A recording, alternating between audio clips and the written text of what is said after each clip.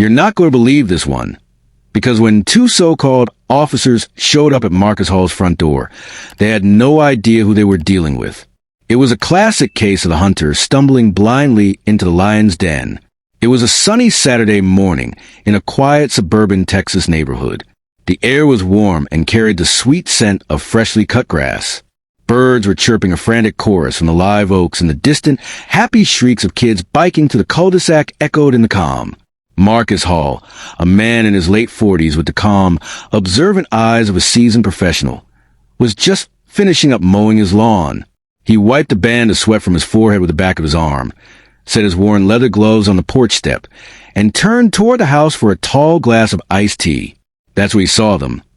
Two men, walking up his driveway with a purpose that felt entirely out of place on a lazy weekend morning. They were dressed in what looked like police uniforms, but something felt off immediately to Marcus's trained eye. The fabric of their shirts was a cheap, thin polyester, and their badges had a dull, brassy, non-reflective sheen, unlike the finely enameled shields he knew so well. Their patrol car, an unremarkable white sedan parked at the curb, was unmarked, lacking the official decals, light bar, and reinforced push bumper of a real squad car. The final, telling detail. The taller of the two had his uniform shirt partially untucked, a sloppy disregard for protocol that set every one of Marcus's instincts on high alert. This was definitely not the professional appearance he was used to, either giving or receiving. "Are you Marcus Hall?" the taller one asked, his voice attempting an authoritative tone that rang hollow. Marcus nodded slowly, his body language neutral, but his mind racing, cataloging every inconsistency. "Who's asking?" he replied, his voice even. The taller man puffed out his chest slightly. "We're here on behalf of the Homeowners Association. You've been cited for multiple violations and failure to pay subsequent fines." He let the statement hang in the air for a dramatic beat. "We're placing you under arrest." Marcus blinked, a slow, deliberate motion. A small, incredulous smile threatened to break his composed facade. "Under arrest?" he repeated, the absurdity of it all washing over him. "For what? Not pressure washing my driveway. Is this a joke?" They didn't laugh. Their faces remained stern, but Marcus saw the flicker of unease in their eyes. They were committed to the bit. The shorter one, a man with a nervous tick in his jaw, stepped forward, his right hand hovering near a poorly fitted holster that held what Marcus now suspected was a pellet gun or a cheap replica. And that's when the entire charade crumbled. Marcus calmly smiled, a knowing, almost pitying expression. In one fluid motion, he reached into his back pocket. The two impostors tensed, expecting a wallet or a phone. Instead, what emerged caught the Texan sun and gleamed. It was a polished, gold chief's badge, heavy and deeply engraved, its symbolism radiating genuine authority. He held it up, letting the weight of the moment settle. The air grew thick and silent. The bird song suddenly muted.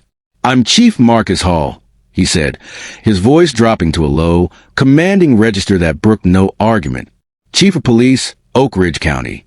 He watched as the blood drained from their faces. The tall man's shoulders slumped, while the shorter one's hand slowly, sheepishly, moved away from his fake holster. "And you too," Marcus continued, the smile vanishing, replaced by the stern gaze of a man who has seen every flavor of foolishness, are about 10 seconds away from being in very, very serious trouble.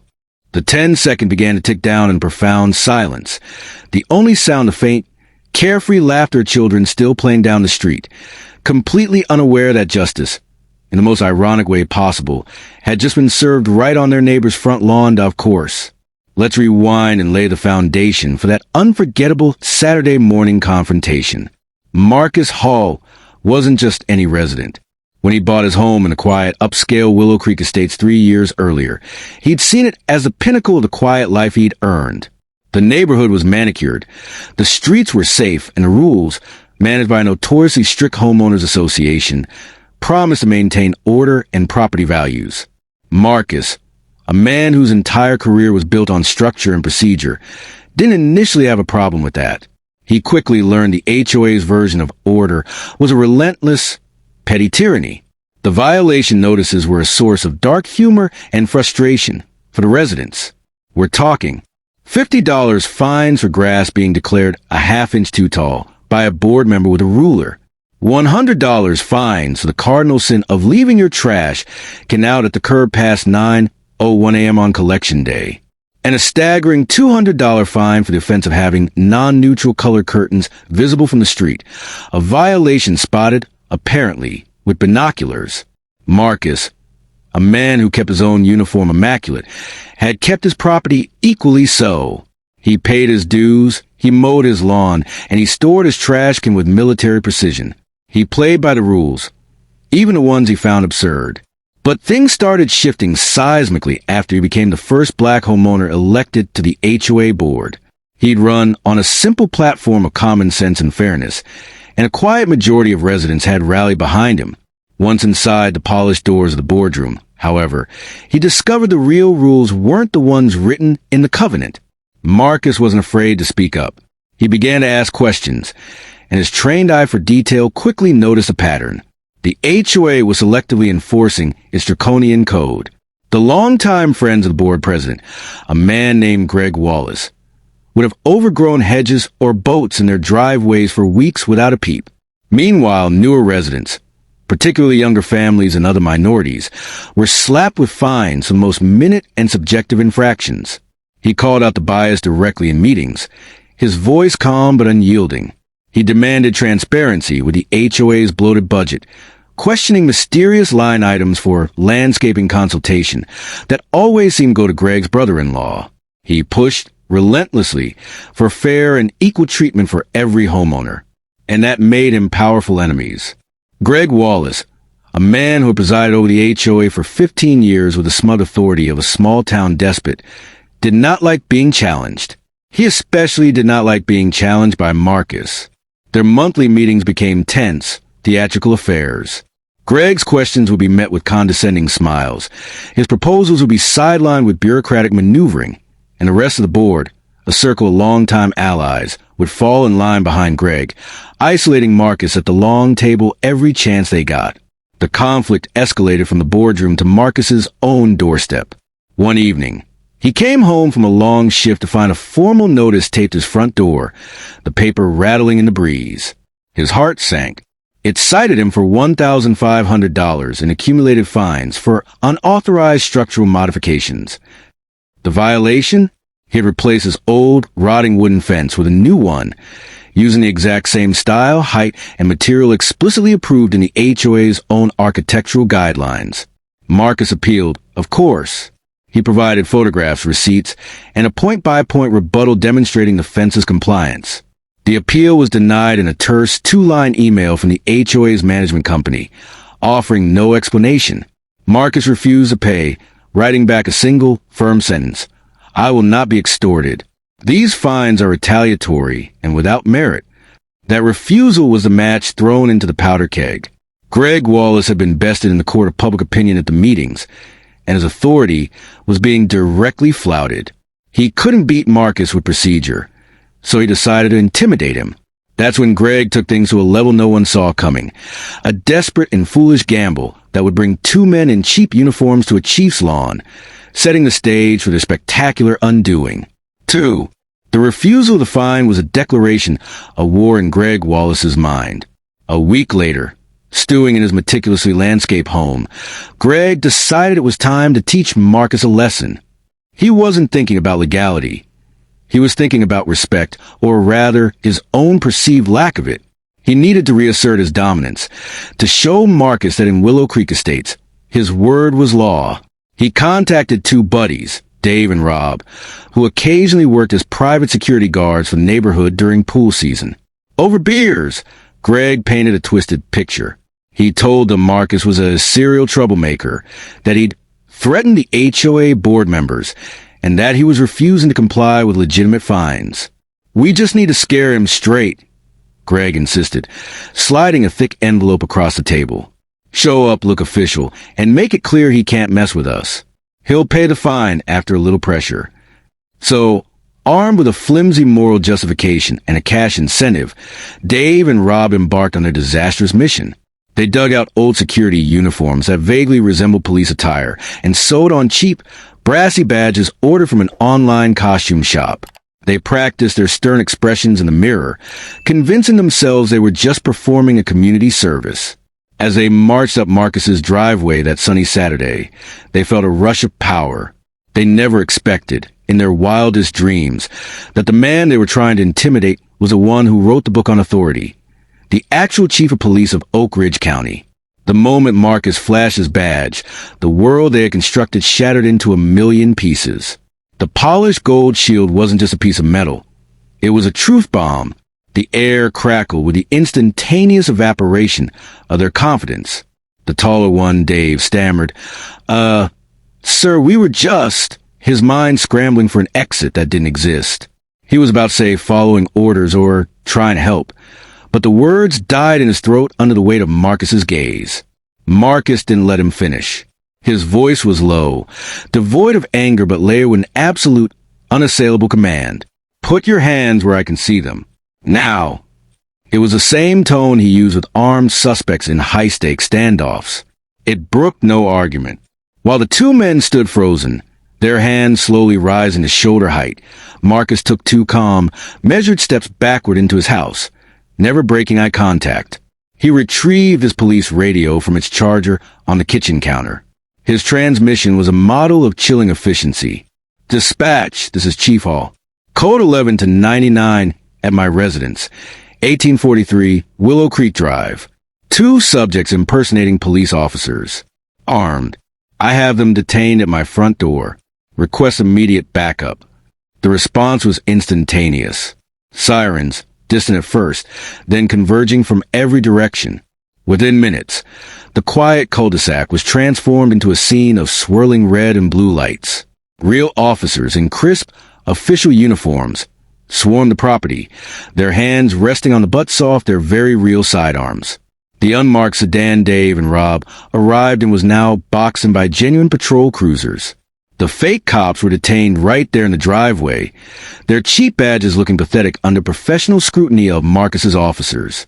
They were patted down, and the pellet guns in their holsters were confiscated with gloved hands.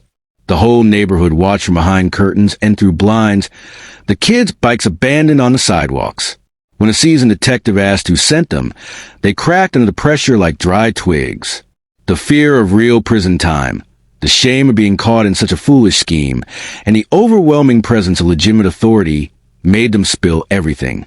It was Greg, the HOA president, who told them to do it. He provided the story, the description of Marcus, and the cash. As the two men were placed in the back of a squad car, Marcus stood on his porch, arms crossed, watching the spectacle. He just shook his head, a mix of disbelief and grim satisfaction on his face. He turned to his deputy and voiced a thought that was echoing in everyone's mind. He really thought he could send fake cops to intimidate a police chief? It was a level of arrogance so profound that it crossed over into sheer, self-destructive stupidity. Greg Wallace's reign was over, and it ended not with a boardroom vote, but with a definitive slam of a patrol car door. The story exploded overnight, a political and social earthquake that radiated far beyond the manicured lawns of Willow Creek Estates. The Oak Ridge County Sheriff's Department, treating the incident with the gravity it deserved, launched a full and public investigation. It wasn't long before local news, tipped off by scanner traffic and neighborly gossip, caught the scent of an unbelievable story. The headline, splashed across the front page of the Metro section, said it all. HOA sends fake officers to arrest black police chief. Backfire spectacularly. The article went viral. A perfect storm of suburban drama, abuse of power, and poetic justice. Greg Wallace, watching his world implode from his living room, tried to mount a defense.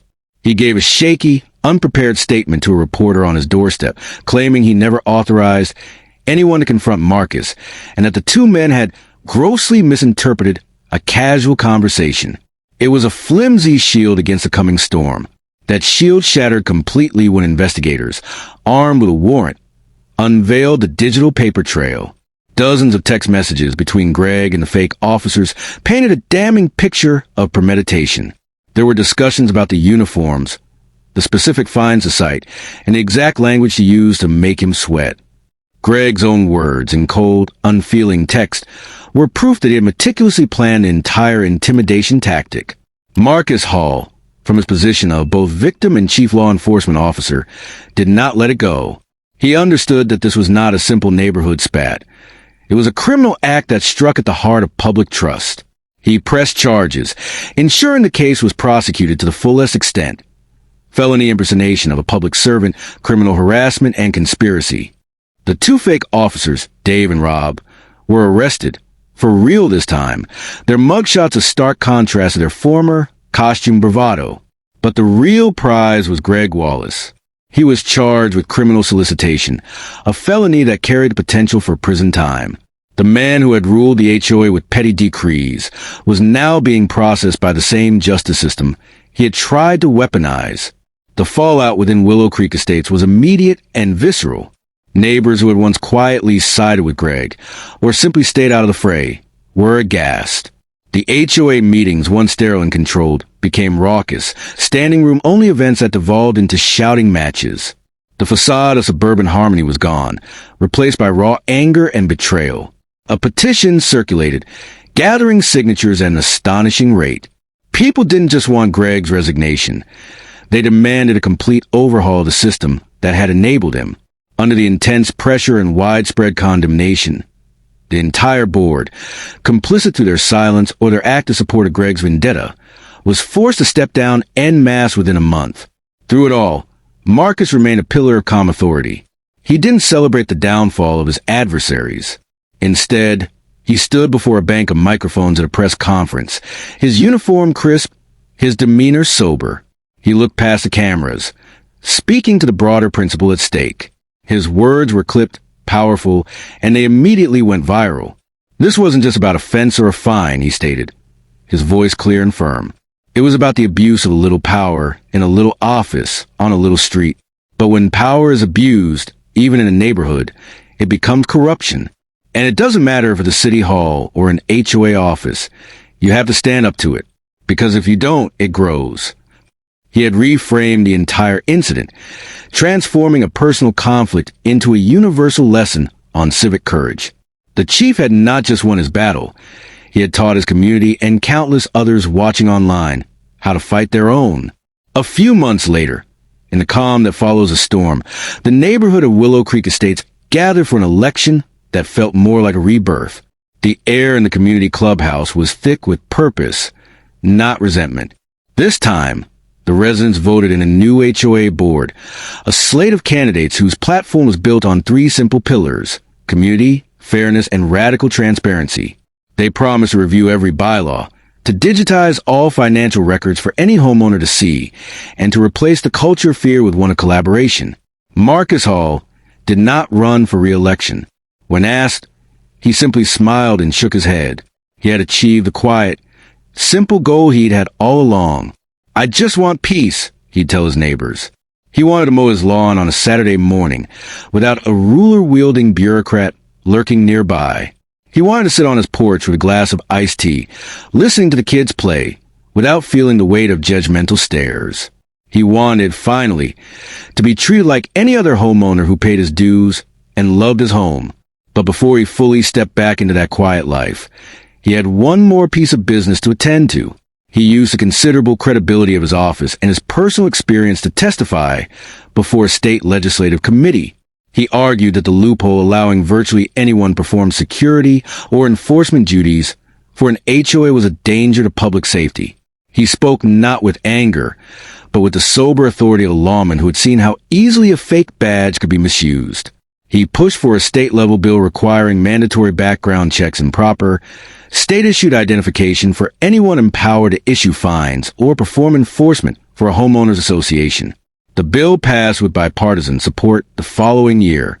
In the halls of the state capitol, it was formally known as Bill 1147, but to everyone else, it was unofficially nicknamed the Hall Act.